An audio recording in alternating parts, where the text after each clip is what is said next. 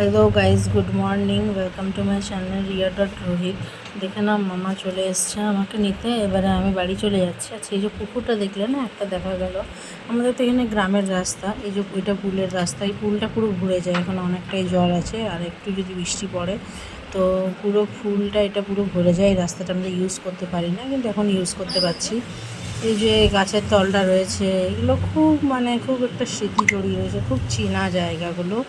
এই প্রত্যেকটা গলি আমাদের বেশি দূরত্ব নয়, ধরতে গেলে আমাদের বাড়ি আর চিত্রা ততটুকুও নয়, তারও অনেক কম। আমার মামা বাড়ির রাস্তা সামনেই আমাদের স্টেশন। প্রচুর রাস্তা রয়েছে, যে রাস্তাগুলো আমরা ইউজ করলে আমরা স্টেশনে খুব জলদি পৌঁছে যেতে পারি, কিন্তু গাড়ি বাইকের জন্য এই রাস্তাটা একটুখানি রোড করা রয়েছে। এই যে সামনে তোমরা মন্দিরটা দেখতে পেলে, আমি এই মন্দিরের কাছে এসেছি। চলো, আমি এসে পড়েছি আমার মামা বাড়ি। একটু গল্প টল্প করে নিলাম, একটু রিলস করে নিলাম, দেন আমরা দেখতে চলে এসেছি মন্দিরটা। এই মন্দিরের কাছে এসেছিলাম। এদিকে আমার দিদু দেখো না কোথায় যে নিয়ে যাচ্ছে। এটা আমাদের গ্রামের স্কুল, মাঠের মধ্যে। আবার এটা আমাদের হরি মন্দির ছিল, এটা কীর্তন মেলা। এখানে নতুন বজরংবলীর মন্দিরটা হয়েছে। এটা আমাদের মামাবাড়ির রাস্তাটা।